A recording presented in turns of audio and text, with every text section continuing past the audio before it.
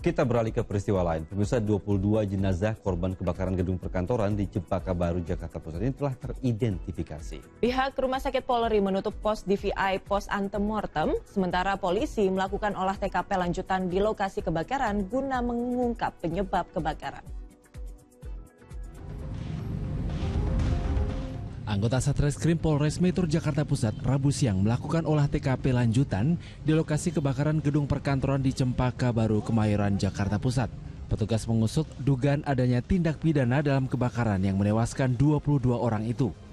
Dari tempat itu diamankan tabung alat pemadam api ringan serta benda yang diduga baterai drone dalam keadaan hangus untuk diperiksa di laboratorium forensik.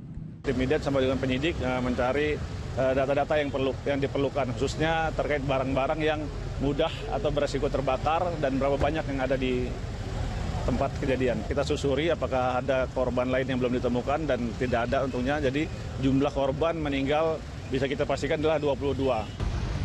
Kebakaran di gedung berlantai 7 itu diduga berawal dari baterai unit drone yang terbakar di lantai 1. Api kemudian membesar dan menimbulkan kebakaran. Itu awalnya itu api awalnya api kecil. Dia semakin lama percikan lalu langsung meledak. Entah itu dari baterai itu, entah itu dari AC blower itu, saya juga tidak paham. Usai meninjau lokasi kebakaran, Menteri Dalam Negeri Tito Karnavian menegaskan pentingnya evaluasi menyeluruh terhadap kelayakan bangunan, terutama yang memiliki risiko tinggi terhadap kebakaran agar tidak terulang peristiwa serupa.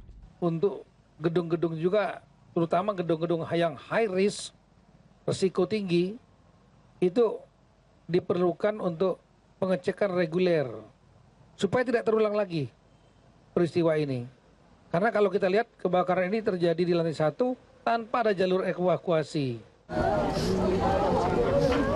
Sementara itu, suasana duka menyelimuti keluarga korban yang tengah menunggu hasil pemeriksaan tim Disaster Victim Identification di Rumah Sakit Polri Kramat Jati Rabu siang.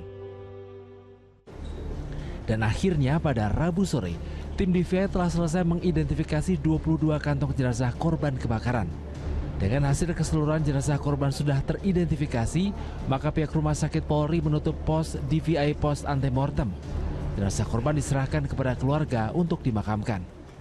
Tim DVI yang terdiri dari Biro Dokpol, Puskesmas Polri, Biro Lab Puskesmas Polri, Rumah Sakit Bayangkara Tingkat 1 Puskesmas Polri, Bidokes Polda Metro Jaya, Idjen Polda Metro Jaya, Forensik FKUI, Forensik Odontologi UI telah menyelesaikan seluruh pemeriksaan terhadap 22 kantong jenazah. Jumlah korban yang dilaporkan oleh pihak keluarga sampai saat ini mencapai 22 orang.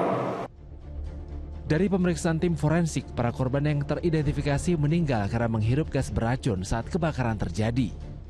Penyebab kematian berdasarkan dari pemeriksaan staf dan para personil spesialis forensik kami itu mengarah kepada terhirupnya asap dan kemudian gas CO, karbon monoksida, mohon diulangi, karbon monoksida. Setelah memeriksa 7 orang saksi, aparat kepolisian Polres Metro Jakarta Pusat kembali memeriksa 3 orang saksi terkait insiden kebakaran gedung perkantoran yang menyebabkan 22 orang meninggal dunia. Dari 3 orang yang diperiksa, 1 diantaranya merupakan pemilik perusahaan.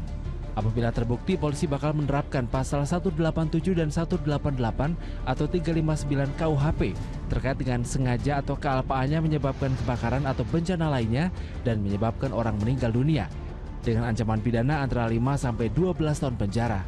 Tim Liputan melaporkan.